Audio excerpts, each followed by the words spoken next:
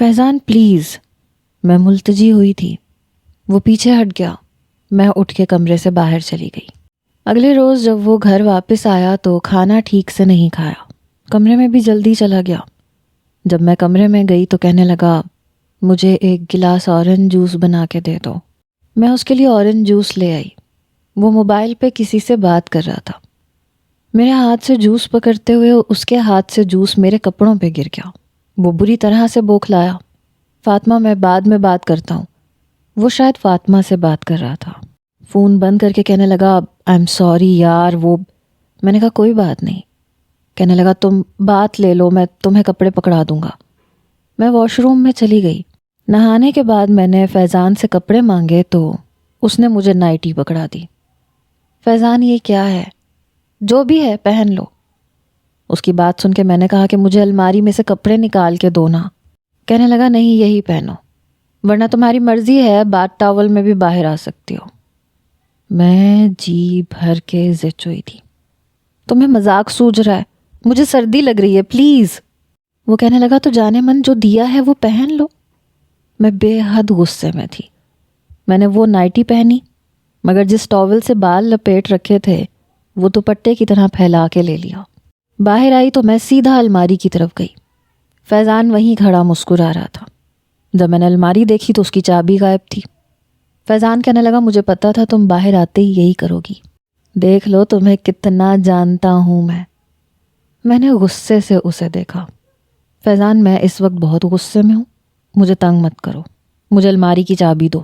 کہنے لگا pink ninety گیلے بال اس پہ تمہارا غصے سے سرخ چہرہ اف پاگل کر رہا ہے مجھے. میں چابی کیسے دے دوں؟ آج 3 دن پورے ہو گئے ہیں. بڑے موڈ میں ہوں میں. میرے قریب آ کے اس نے مجھے کہا اور میرا ٹاول پیچھے ہٹا کے مجھے دیکھنے لگا. میں آنکھیں بند کر چکی تھی. اس کی گستاخیاں شروع ہو چکی تھیں. مجھے گود میں اٹھا کے اس نے بیڈ پہ لٹا دیا. میں شاید ہار چکی تھی. کب تک اسے روکتی یا کیا وجہ بتاتی؟ وہ محبت کا اظہار کر رہا تھا لفظوں سے بھی اپنے عمل سے بھی مگر میں جواب میں کچھ بھی نہیں کہہ پائی. اس نے محبت میں کنجوسی نہیں دکھائی تھی. صبح جب میری آنکھ کھلی تو وہ مجھے ہی دیکھ رہا تھا. جاگ رہا تھا. مجھے جاگتا دیکھ کے میرے رخسار پہ بوسہ دینے لگا. کہنے لگا آج آفس سے میں نے آف لیا ہے. آج کا دن ہم باہر جائیں گے. گھومیں گے پھریں گے کھانا بھی باہر کھائیں گے اور تمہاری منہ دکھائی کا تحفہ بھی تمہیں لے کے دینا ہے. میں نے اس کا ہاتھ پکڑ لیا. میں نے کہا فیضان مجھے تحفہ نہیں چاہیے. کہنے لگا وہ کیوں؟ میں نے کہا بس ایک وعدہ چاہیے. وہ کچھ حیران ہوا. میں سمجھا نہیں. میں نے کہا مجھے منہ دکھائی میں کوئی سونے کی چیز نہیں چاہیے. مجھے بس تم سے ایک وعدہ چاہیے. وہ کہنے لگا کیسا وعدہ؟ میں نے اپنا سر اس کے سینے پہ رکھ دیا. بس یہ کہ تم مجھے کبھی چھوڑنا مت. نہ چاہتے ہوئے بھی میری آنکھوں سے آنسو نکل پڑے. فیضان مجھے حیرت سے دیکھنے لگا. یشما ایسا کیوں سوچا تم نے؟ تم سے شادی تمہیں چھوڑنے کے لیے تو نہیں کی میں نے. میں تو یہ بات سوچ بھی نہیں سکتا جو تم کہہ رہی ہو. میں کیوں چھوڑوں گا تمہیں؟ میرے اندر وہی ایک بات کانٹے کی طرح چبھ رہی تھی کہ جب اسے سچ پتہ چلے گا تو کیا ہوگا. فیضان میں تم سے محبت کرنے سے ڈرتی ہوں اور میاں بیوی کے رشتے میں محبت لازمی ہو جاتی ہے. جس طرح سے تم مجھے چاہتے ہو میں تم سے محبت کیے بنا رہ ہی نہیں سکتی. اور اگر مجھے تم سے محبت ہو گئی تو میں شاید اسے سمجھا نہیں پا رہی تھی. وہ کہنے لگا اسٹوپڈ گرل وہی بات تمہیں تنگ کر رہی ہے جو میں نے سوچا تھا. پتہ نہیں اس نے کیا سوچا تھا. کہنے لگا تم میری بیوی ہو. میں شوہر ہوں تمہارا منگیتر نہیں ہوں جو تمہاری ذرا سی بیماری پہ رشتہ ختم کر دوں گا. میں نے کہا کل شاید ہمارے بیچ میں کبھی لڑائی ہو جائے. کوئی ایسی بات ہو جائے کہ تمہیں میں بری لگوں. میں اس سے سچ نہیں کہہ پا رہی تھی. وہ مجھے اپنے ساتھ لگا چکا تھا. تم بس مجھ سے پیار کرو اور ڈر کو دل سے نکال کے کرو. وہ مجھے اپنے ساتھ لے گیا باہر. پورا دن مجھے جرمنی کی کئی جگہیں گھمائیں. کھانا بھی ہم نے باہر کھایا. مجھے گولڈ کی رنگ بھی فیضان نے لے کے دی. اس کا رویہ میرے ساتھ بہت اچھا تھا. میں بھی اسے چاہنے لگی تھی. کیونکہ وہ مجھ سے ٹوٹ کے محبت کرتا تھا، میرا خیال رکھتا تھا۔ ایک بار اپنی اسٹڈی روم میں اپنی پرانی فائلز کو ایک سائڈ پہ رکھ رہا تھا، میں اس کے لیے کافی لے کے گئی تو کہنے لگا یہاں ٹیبل پہ سائڈ پہ رکھ دو۔ میں نے کہا تم کیا کر رہے ہو؟ کہنے لگا کچھ پرانی فائلز ہیں جو میرے لیے بالکل بیکار ہیں، سوچ رہا ہوں کہ ساری کی ساری پھینک دوں۔ پھر مجھے کہنے لگا تم ذرا میری ہیلپ کروا دو گی؟ میں نے کہا ہاں بتاؤ کیا کرنا ہے۔ کہنے لگا یہاں جتنی بھی فائلز ہیں وہ ذرا مجھے پکڑاتی جاؤ، میں دیکھتا جاؤں گا۔ وہ ٹیبل پہ بیٹھا ہوا تھا، ساری فائلز چیک کر رہا تھا، جو چاہیے تھیں وہ ایک طرف رکھ رہا تھا، جو نہیں چاہیے تھیں وہ دوسری طرف۔ سامنے ریک پہ رکھی ہوئی چند فائلز میں نے اسے پکڑا دی۔ پھر کہنے لگا یہ دوسری طرف کچھ ڈائریز بھی ہیں، یہ بھی مجھے پکڑا دینا۔ میں نے کہا ڈائری کیا مطلب؟ کہنے لگا بس ایسے ہی، ڈائری وائری لکھنے کا پہلے کبھی شوق ہوا کرتا تھا، اور تمہاری چیزیں بھی تو سنبھال کے رکھی تھیں، اب تم میری ہو چکی ہو تو اب ان چیزوں کا میں نے کیا کرنا۔ میں نے سامنے ریک پہ رکھی ڈائریز اس کے پاس رکھ دیں، تبھی میری نظر اپنی ڈائری پہ پڑی۔ میرے تو ہوش اڑ کے رہ گئے۔ جیسی میں نے وہ ڈائری پکڑی فیضان کی بھی نظر پڑی۔ میں نے کہا یہ کیا ہے؟ یہ تمہاری ڈائری ہے کیا؟ کہنے لگا نہیں یہ وہاں بھائی کے لاکر میں تھی، میں اپنے ساتھ لے آیا تھا، پڑھنے کا موقع نہیں ملا، آج کل بیزی ہوں لیکن پڑھوں گا۔ یہ سن کر جیسے میری جان نکلی۔ کہنے لگا اسے وہاں دوبارہ ریک پہ ہی رکھ دو۔ یہ کہہ کے وہ اپنی ڈائریاں دیکھنے لگا اور بیکار بیکار کہہ کے ایک طرف رکھنے لگا۔ میں نے اس کے سامنے وہ ڈائری اسی ریک پہ رکھ دی، لیکن میرا دل بڑی زور زور سے دھڑک رہا تھا، کیونکہ یہ میری ڈائری تھی جس پہ میں نے واصف سے محبت کا اظہار کیا تھا، سب کچھ لکھا ہوا تھا۔ اگر یہ ڈائری فیضان کے ہاتھ لگ جاتی تو میری زندگی ضرور جہنم بن جاتی۔ فیضان کہنے لگا تم جاؤ آرام کرو، میں یہ سب سمیٹ کے آتا ہوں۔ میں نے کہا نہیں تم مجھے بتاؤ، کوئی کام ہے تو میں کر دیتی ہوں، مجھے نیند نہیں آ رہی۔ فیضان کہنے لگا نہیں آلموسٹ سب کمپلیٹ ہو گیا ہے، تم جاؤ جا کے آرام کرو۔ لیکن میرا دل اس ڈائری پہ اٹکا ہوا تھا۔ میں کمرے سے باہر آ کے اپنے کمرے میں بیٹھ گئی، لیکن دل بڑی زور زور سے دھڑک رہا تھا۔ کچھ دیر بعد جب وہ کمرے میں آیا تو اس کے ہاتھ میں وہی ڈائری تھی۔ میں نے کہا فیضان ابھی یہ ڈائری کیوں لے کے آ گئے ہو؟ کہنے لگا پڑھنا چاہتا ہوں، ہو سکتا ہے اس میں کچھ ایسا ہو، بھائی نے کچھ ایسا لکھا ہو کہ انہوں نے اتنا بڑا قدم کیوں اٹھایا۔ پہلے بھی کئی بار پڑھنے کی کوشش کی لیکن کوئی نہ کوئی کام پڑ جاتا تھا۔ میں نے ڈائری اس کے ہاتھ سے پکڑ لی۔ میں نے کہا یہ وقت میرا ہے، پلیز پھر کبھی پڑھ لینا یہ ڈائری، کہیں جا تھوڑی نہ رہی ہے۔ میں نے وہ سائڈ ٹیبل پہ رکھ دی۔ وہ مسکرانے لگا، کہنے لگا آج تو بڑی بات ہے، تم خود کہہ رہی ہو۔ بہرحال رات کو وہ تب تک میرے ساتھ جاگتا رہا جب تک کہ میری آنکھیں نیند سے بوجھل نہیں ہو گئیں۔ حالانکہ میں چاہتی تھی کہ وہ سو جائے اور میں وہ ڈائری کہیں چھپا دوں یا اسے کہیں پھینک دوں، لیکن میں سو چکی تھی کیونکہ نیند کی میڈیسن کھاتی تھی۔ بہرحال صبح میری آنکھ کھلی تو فیضان کپڑے چینج کر چکا تھا۔ کہنے لگا تم سوئی رہو، میں خود ناشتہ بنا کے چلا جاؤں گا۔ میں نے جلدی سے ڈائری کی طرف دیکھا تو ڈائری سائڈ ٹیبل پہ ہی پڑی تھی۔ میں نے کہا نہیں میں ناشتہ بناتی ہوں۔ کہنے لگا نہیں تم آرام کرو، یہ کہہ کے وہ کمرے سے باہر چلا گیا۔ میں نے جلدی سے وہ ڈائری اٹھائی اور کھڑکی سے باہر پھینک دی اور پھر ہاتھ منہ دھو کے باہر آ گئی۔ تب تک وہ چائے بنا چکا تھا، ناشتہ میں نے اسی کے ساتھ کیا۔ وہ چلا گیا، میں نے سکون کا سانس لیا۔ میں جانتی تھی کہ روزانہ عمارت کے بیرونی حصے کی صفائی ہوتی ہے اور ویسٹ سارا پھینک دیا جاتا ہے۔ بہرحال میں اپنی زندگی میں مزید کوئی بھی الجھن نہیں چاہتی تھی۔ میں ڈر ڈر کے فیضان کے ساتھ رہ رہی تھی۔ شام کو وہ واپس آیا، میرے ساتھ کھانا بھی کھایا، پھر اپنے اسٹڈی روم میں چلا گیا۔ کچھ دیر بعد واپس آیا، کہنے لگا یشما واصف بھائی کی ڈائری کہاں ہے؟ میں نے کہا مجھے کیا پتا، تمہیں پتا ہوگا تمہارے اسٹڈی روم میں ہوگی۔ کہنے لگا یہاں تو نہیں ہے۔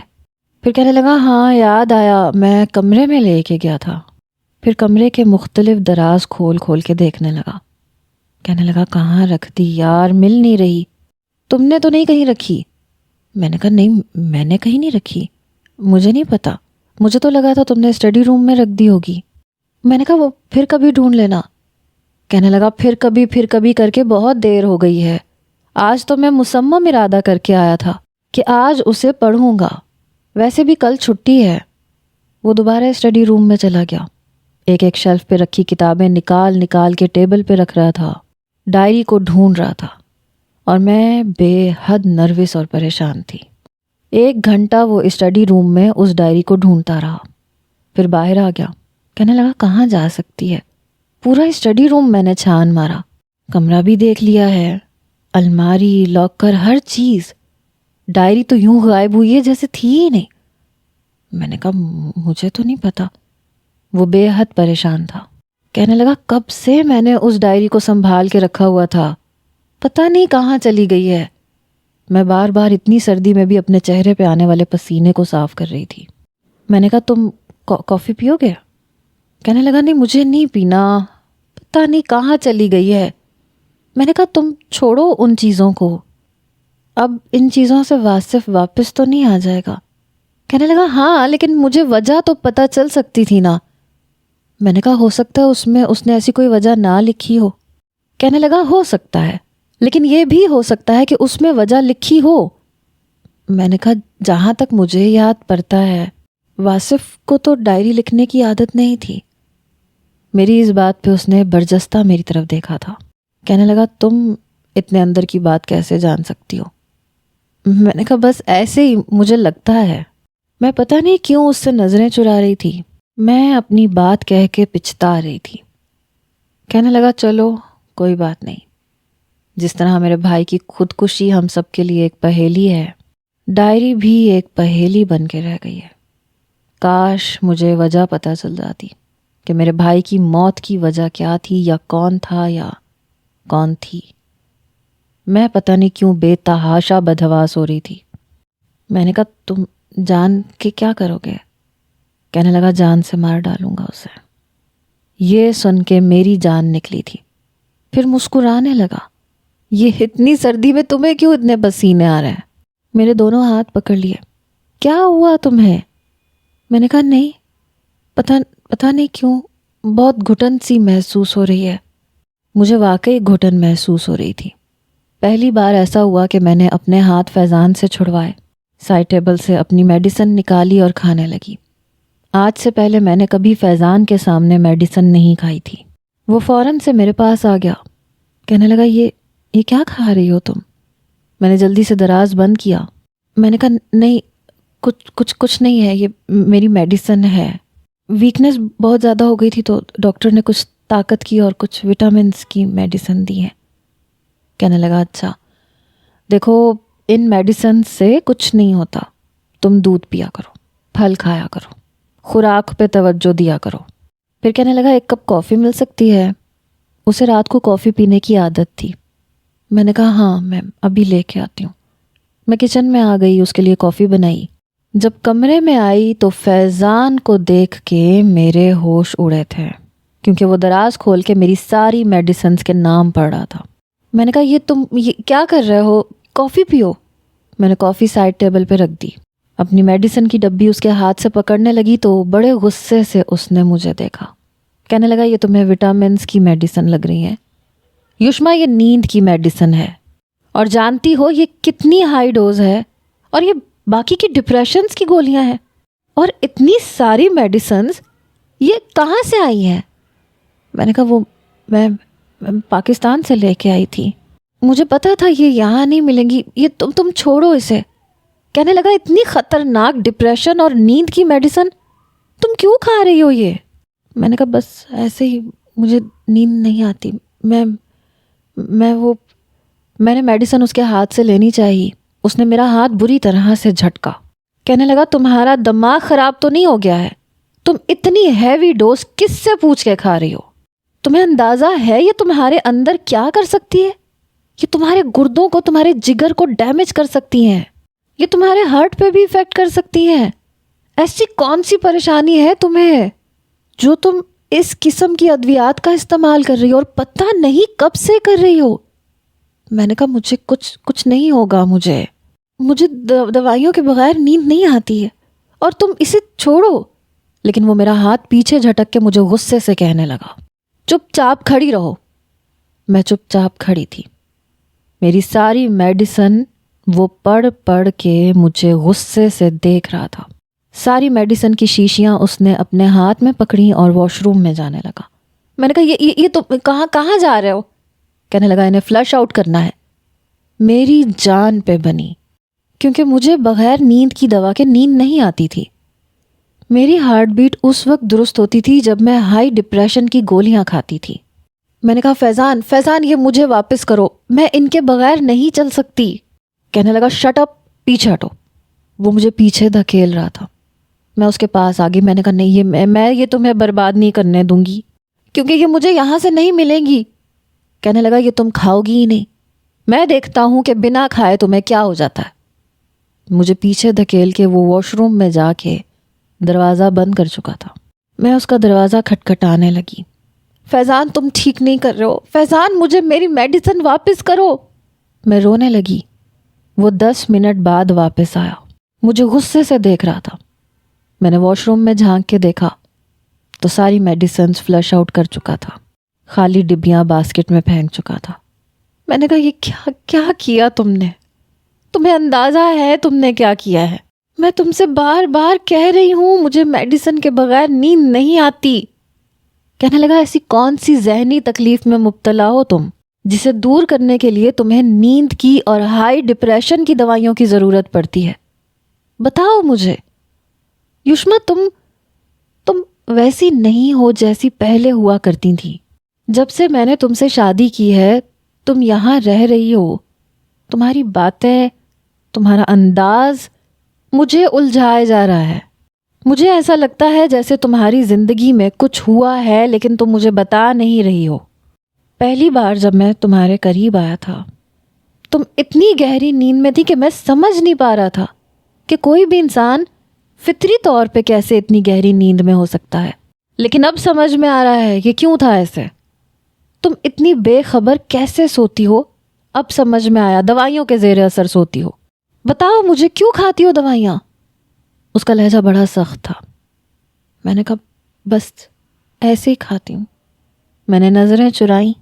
کہنے لگا مجھے سچ بتاؤ، ایسا کون سا روگ لگ گیا ہے تمہیں جو تمہیں یہ دوائیاں کھانی پڑ رہی ہیں؟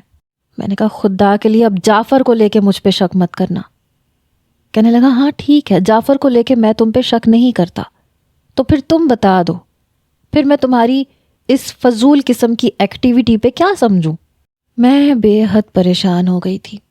میں نے کہا نہیں ہے میرے پاس تمہارے کسی سوال کا جواب.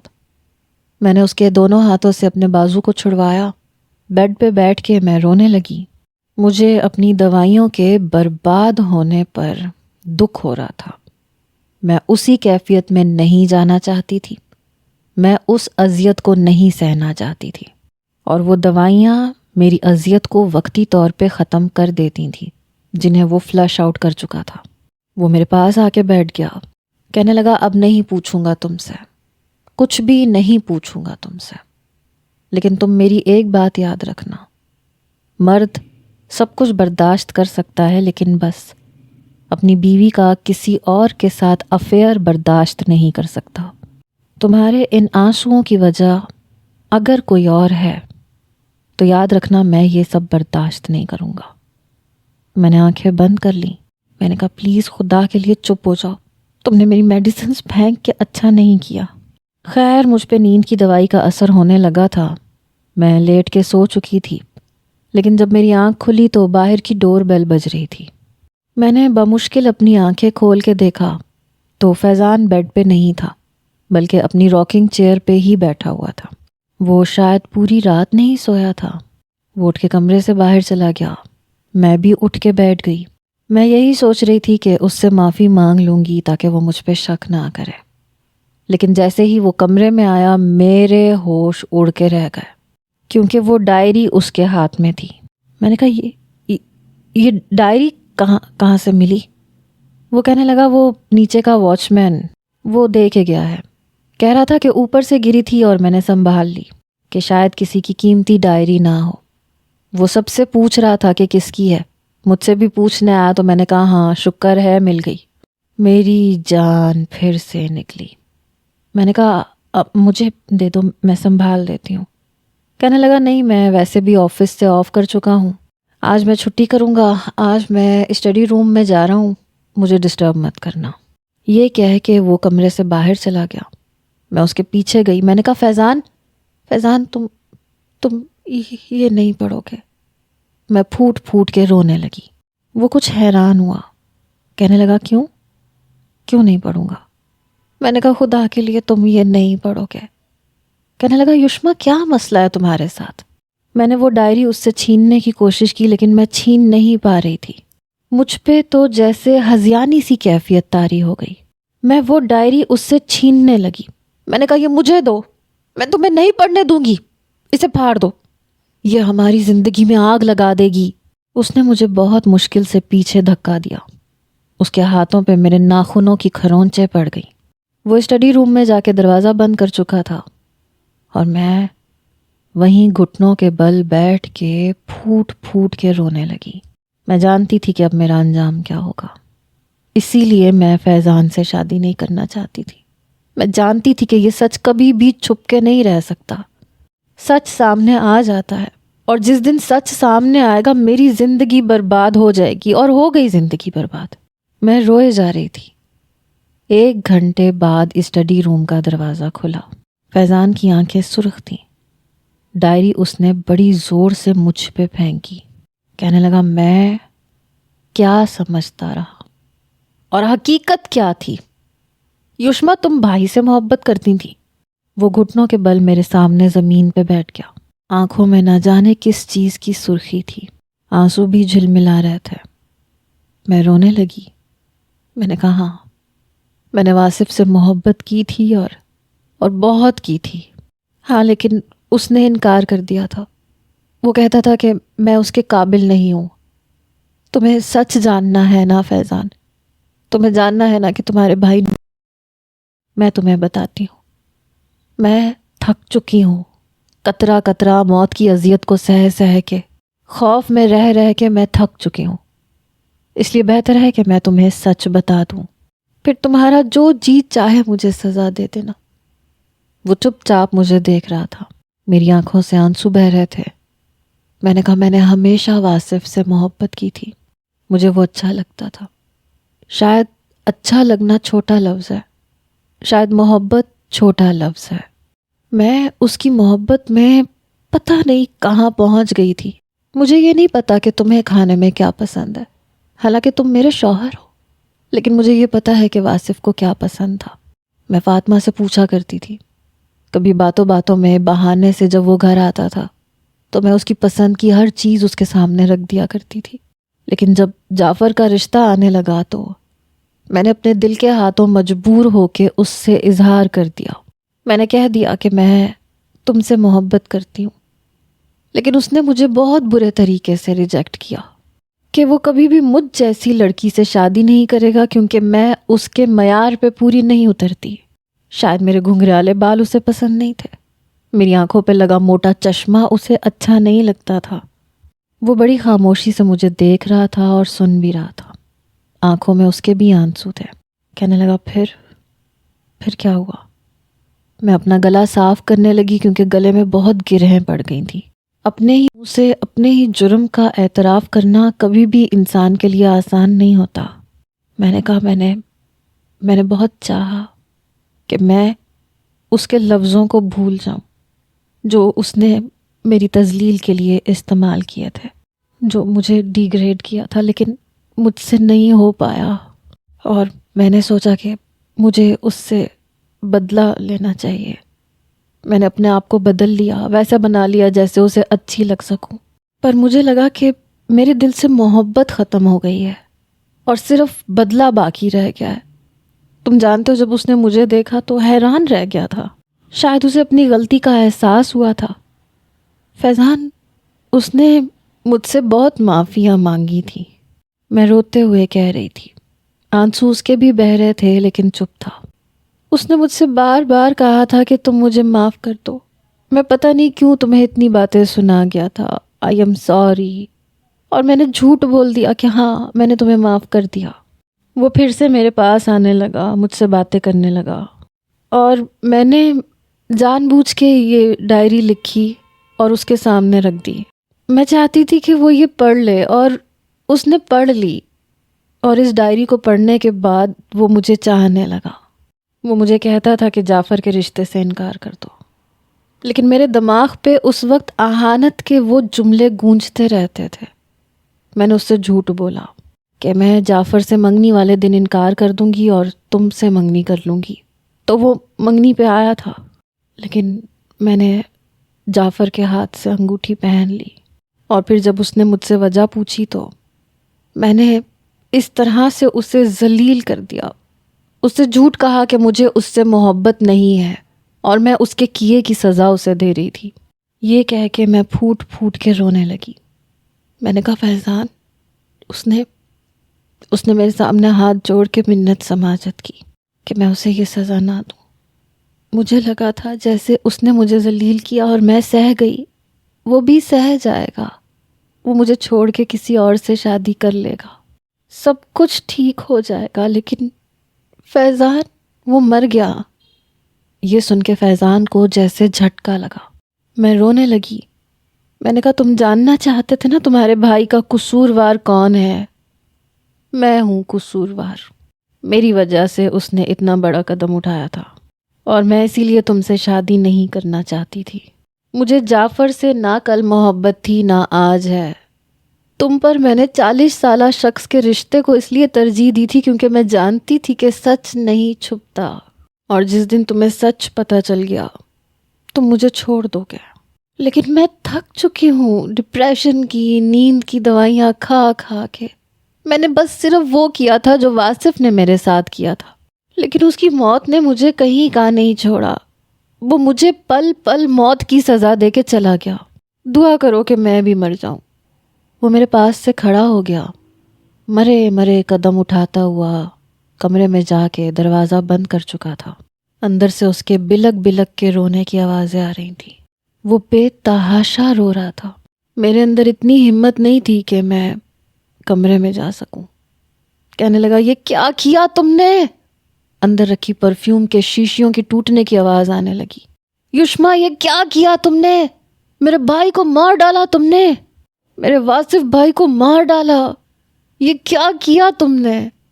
مجھے خوف سا آنے لگا۔ 1 گھنٹے کے بعد اندر سے اس کے رونے کی آوازیں آنا بند ہو گئی۔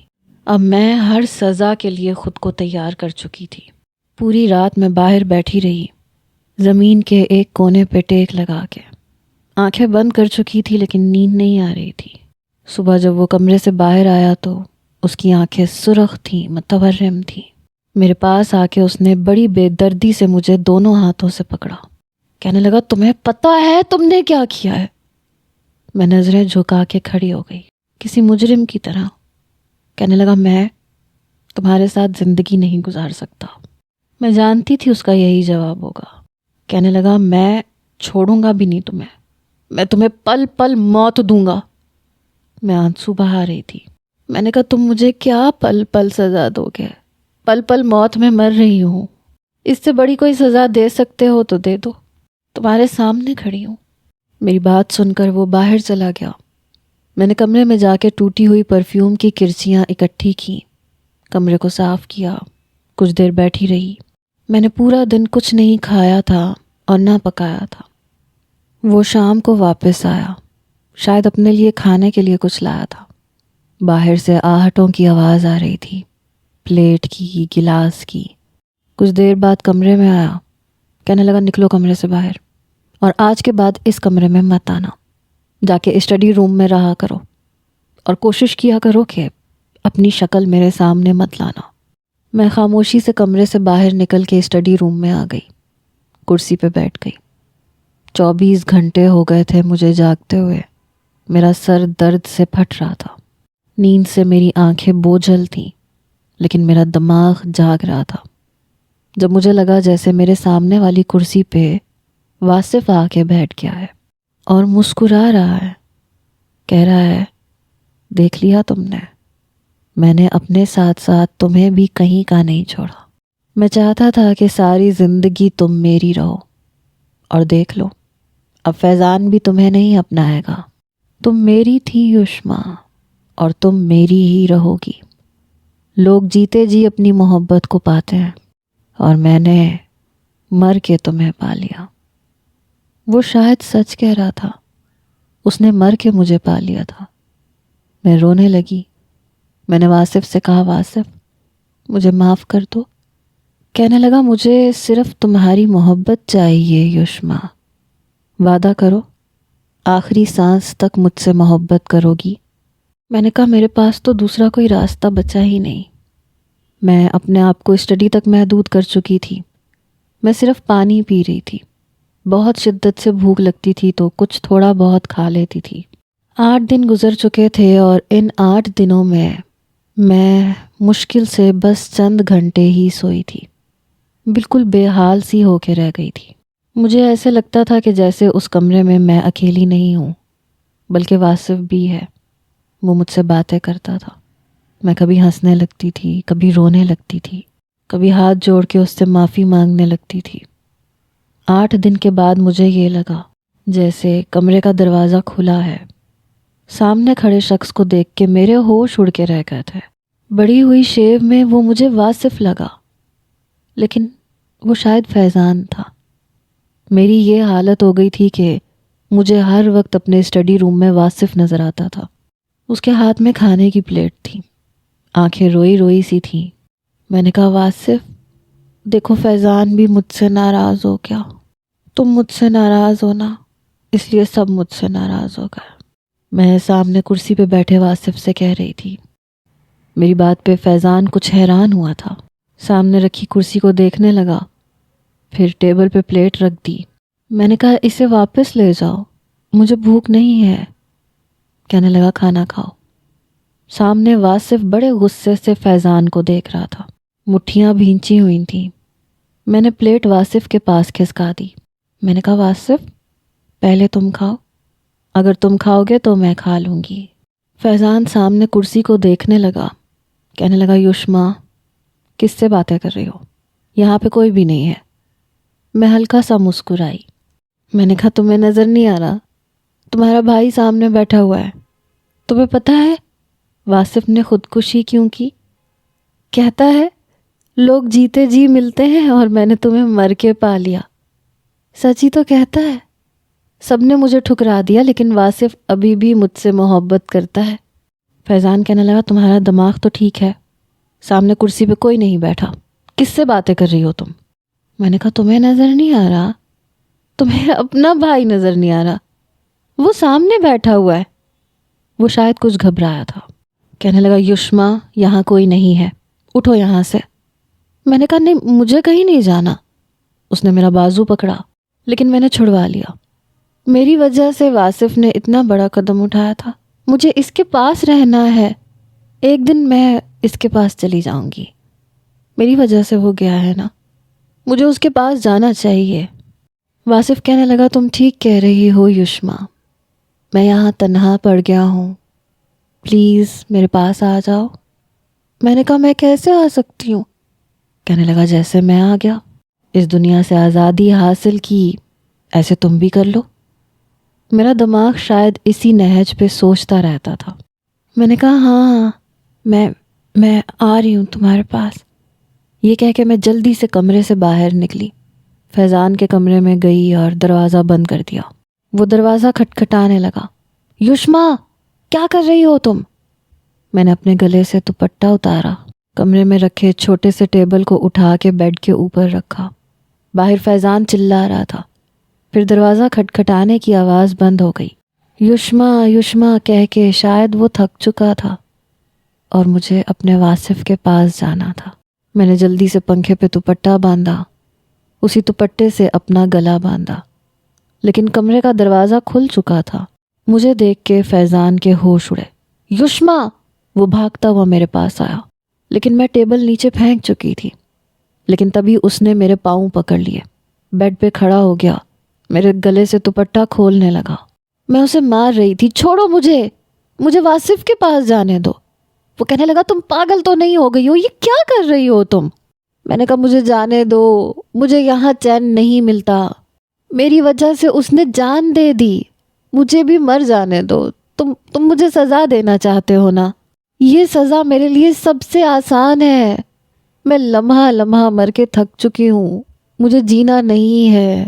وہ مجھے اپنے ساتھ لگا چکا تھا اور میں پھوٹ پھوٹ کے رو رہی تھی. کہنے لگا کوئی قصور نہیں ہے تمہارا. بھائی نے جو کیا وہ بہت غلط کیا، لیکن بچے تو نہیں تھے. وہ سمجھدار تھے، خودکشی کا مطلب جانتے تھے، اور اس کی گناہ اور اس کی سزا کا بھی علم تھا انہیں.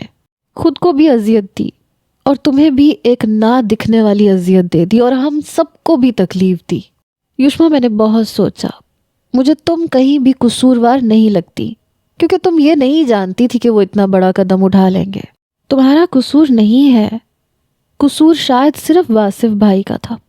اگر انہوں نے میری وجہ سے انکار کیا تو بتانا چاہیے تھا کہ تم میں کوئی برائی نہیں ہے، میں بس تمہیں پسند کرتا تھا، اس لیے انہوں نے انکار کر دیا ہے. اگر وہ سچ بتا دیتے تو آج یہ سب کچھ نہ ہوتا. اس وقت میں غصے میں تھا، تم سے پتہ نہیں کیا کچھ کہہ دیا تھا. یوشما، میں تم سے معافی مانگنا چاہتا ہوں.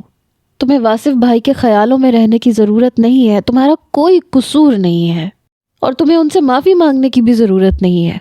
اپنے آپ کو اس غم سے باہر نکالو. وہ مجھے ایک سائیکالوجسٹ کے پاس لے کے گیا. 2 مہینے میرا علاج چلتا رہا اور اس دوران فیضان نے میری بہت مدد کی. وہ مجھے کہتا تھا کہ سمجھو کہ واصف بھائی کبھی تمہاری زندگی میں آئے ہی نہیں، اور یہ بات میرے اندر راز رہے گی. چند مہینے میں کافی بہتر ہو چکی تھی، لیکن ہم دونوں کی شوخیاں اور میٹھی میٹھی باتیں شاید ختم ہو چکی تھیں.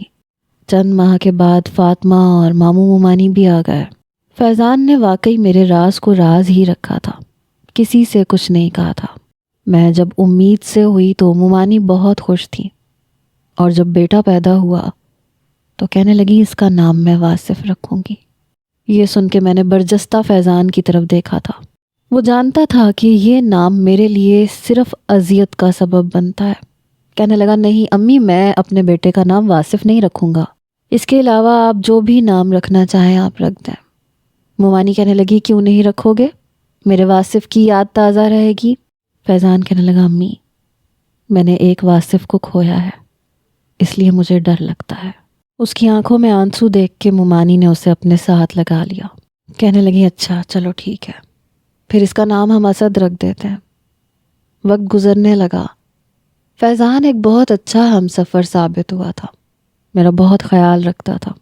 اب کبھی اپنی گزشتہ زندگی کو سوچتی ہوں تو دل کانپ کے رہ جاتا ہے کہ جو کچھ واصف نے کیا وہ کتنا غلط تھا، اور اس کی وجہ سے کتنی زندگیاں خاموش ہو گئیں، اداس ہو گئیں، اور پتہ نہیں وہ کتنی اذیت میں ہوگا. کاش وہ کچھ سوچ سمجھ لیتا تو نہ خود تکلیف میں ہوتا، نہ اس کے گھر والے ہوتے، اور نہ مجھے تکلیف پہنچتی. اس کہانی کو لکھنے کا مقصد یہ ہے کہ کسی کی بھی خاطر اپنی قیمتی زندگی کو حرام موت کے حوالے مت کریں. وہ آپ کے لیے بھی باعث تکلیف ہے اور آپ کے گھر والوں کے لیے بھی. بہت شکریہ. اللہ حافظ.